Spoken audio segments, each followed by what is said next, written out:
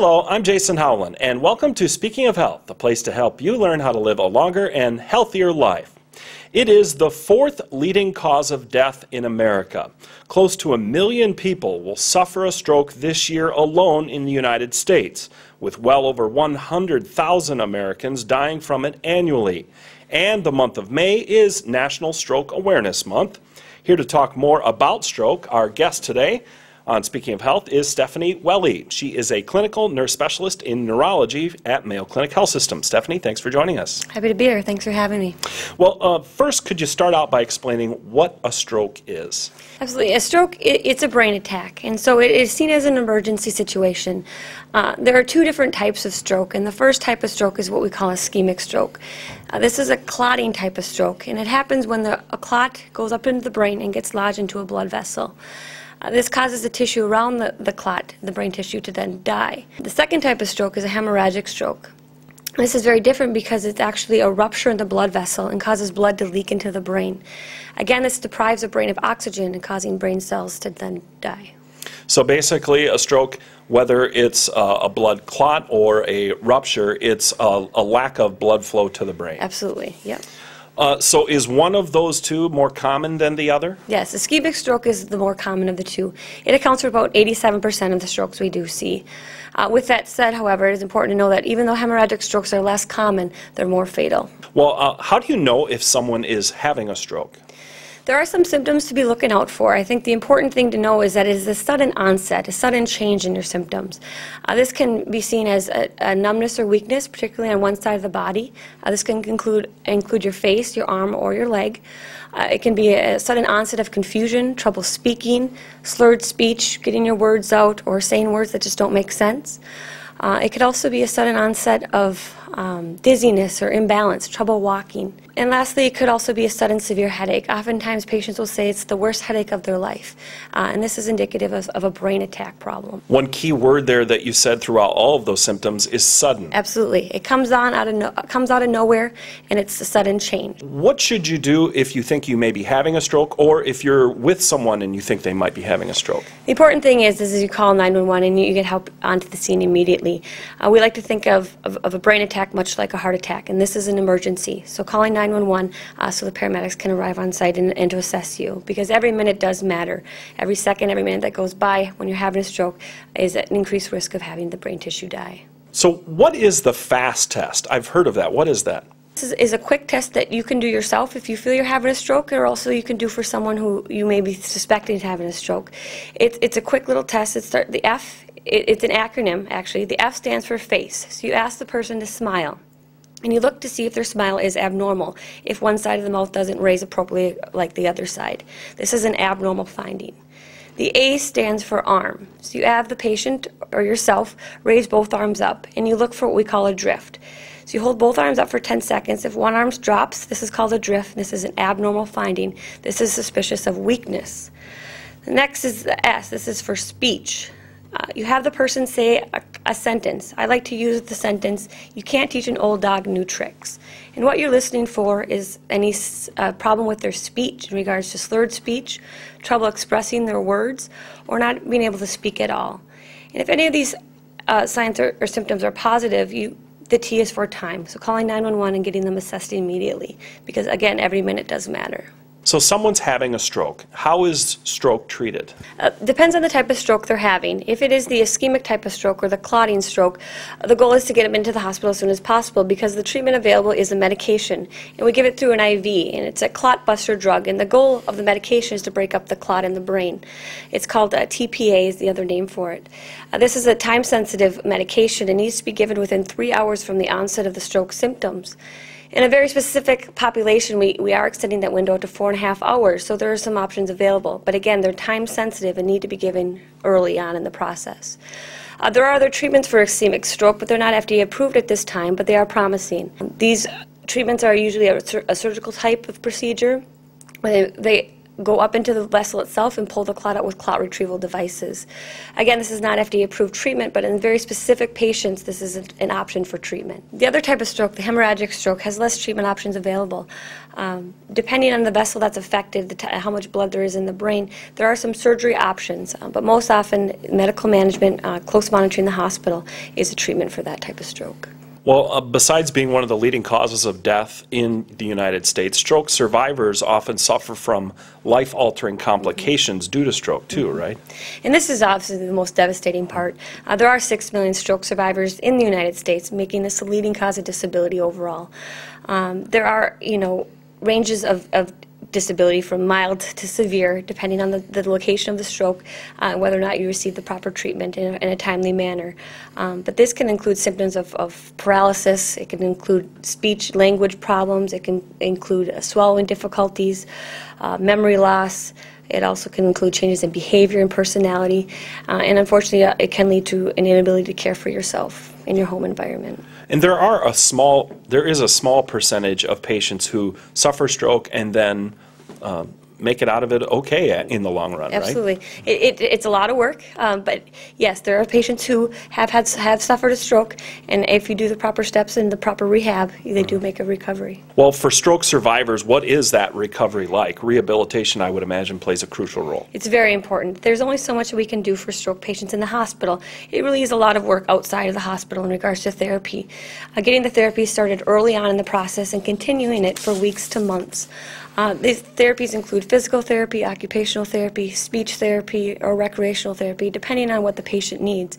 But like I said earlier, it takes weeks to months to make a recovery from the stroke, and so continuing these therapies long after you leave the hospital is very important in your recovery. So before an actual stroke occurs, are there any warning signs that folks should watch out for? That's a tough question because there really isn't a warning sign that something's happening. That's what makes stroke so unique. It's a sudden onset. There's no warning signs. But with that said, there is a phenomenon or an event called a TIA. This is a transient ischemic attack. It's sometimes referred to as a mini stroke. The patient or the person presents with same symptoms that we discussed earlier. However, their symptoms improve in minutes to hours. This is very important to recognize and seek medical attention because we know that once you've had a TIA, you're at increased risk to have a full-blown stroke. And your risk is most increased in the first 24 to 72 hours following a TIA. So if you've had a TIA, it's important to seek treatment, management, to try to prevent you from having a full-blown stroke. So if someone believes they've had a mini stroke, a TIA, call 911, Yep. Go to the emergency room? The process should be the same. We don't know if you're going to get better or not. Time will tell, and we don't have often that time to sit and watch. We need to have you be seen in the emergency room as soon as possible and evaluated to see how you will respond. Well, do strokes, do they affect men more than women or vice versa? Vice versa. Women are more affected. And it's difficult to really say the reasons, but most often it's because women have a longer life expectancy. And we know as you age, your risk of stroke does go up. Women who do suffer stroke often have a higher increase in mortality and as well as an increased risk of having disability. I like to put it in perspective that twice as many women die a year of stroke than they do of breast cancer. So that's pretty amazing. It is pretty amazing. Are there other groups that are at more risk for having strokes? Yeah, we have found that race does play a role in your increased stroke risk. African Americans have double the risk of Caucasian Americans of having a stroke.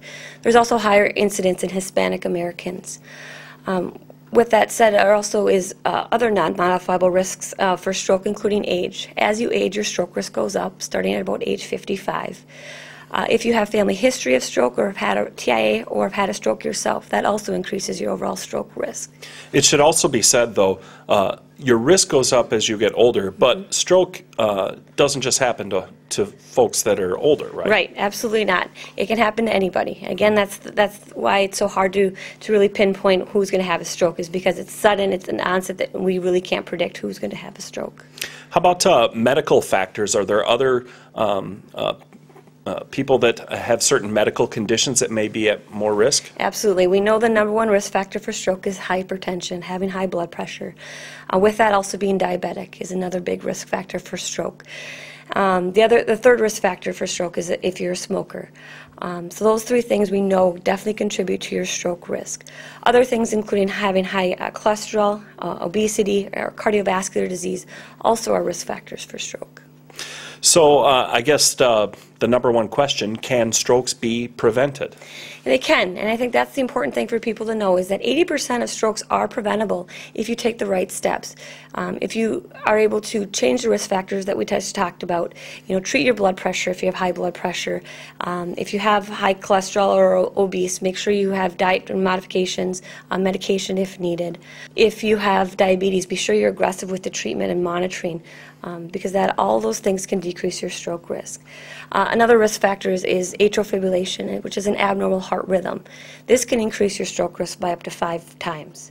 So if you have that heart rhythm, atrial fibrillation, it's important to talk to your doctor about possible going on blood thinner medication to reduce that stroke risk.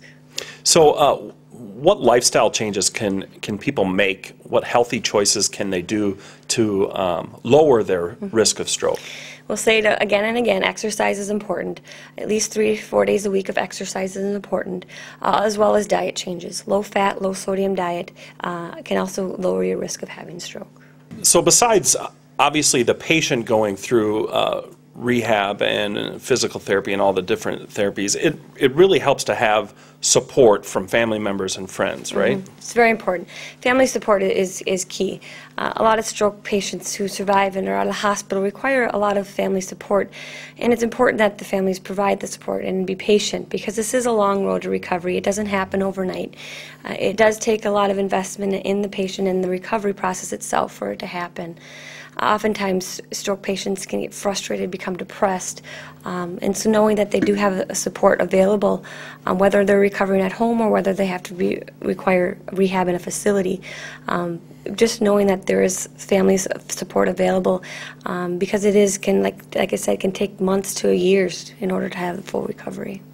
So Stephanie, for stroke survivors, the outcomes differ for every stroke. It's different for everyone. Ranging from mild to severe, like you talked about earlier. What are the percentages as far as stroke recovery for patients?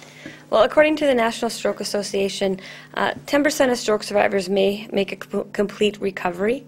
That, again, will take weeks to months to be able to see that full recovery. 25% recover with a minor disability. 40% require special care. 15% require care that it needs to be done within a skilled care or long-term facility, oftentimes at a nursing home. And unfortunately, 15% die shortly after stroke. So when you talked about minor disability or special care, what does that mean? Minor disability meaning?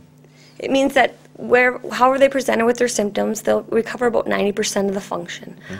Whether it's their speech involvement, weakness, numbness, tingling, coordination problems, we hope they get to about 90% of where they were prior to the stroke. And special care means? Special care means that they require a lot of assistance, a lot of care. Most of that is done in a nursing home type of setting or a rehab setting, because they require help with tasks such as getting themselves dressed, feeding themselves, arranging their medications, those sort of things. It really seems like for stroke victims, it's not so much about the event itself, but so much about the recovery is what's really important. Right, and it's really important. I can't stress enough that it's important to be seen in an urgent manner, because the things that we can do are time limited, and earlier we start the treatments, the better the long-term outcome. With that said, the hospitalization itself, there's not much we can do with stroke patients. It's really the recovery once they're out of the hospital and start the rehab program. And this can be done at home, this can be done in a facility, depending on the severity of your stroke symptoms once you leave the hospital. The recovery and rehabilitation part is the most important. And like you said, every minute, every second matters as far as saving those brain cells, right? Millions of neurons die every second when they're deprived of oxygen. And so the earlier you're seen and the earlier we give treatment, the better the outcomes typically. So stroke survivors, are they at more risk for having another stroke than, say, someone who hasn't had a stroke? Absolutely. Once you've suffered a TIA or a stroke, you are at increased risk of having another event. Depending on your risk factors and changes in your diet and exercise and pre-existing medical conditions, that risk is different, but overall you have an increased risk of having another stroke. Well, unfortunately, that's all the time we have. I'd like to thank our guest today, Stephanie Welle, clinical nurse specialist in neurology from Mayo Clinic Health System. Thanks for joining us today. Thank you, Jason. And thank you for joining us on Speaking of Health. Have a great day and be healthy.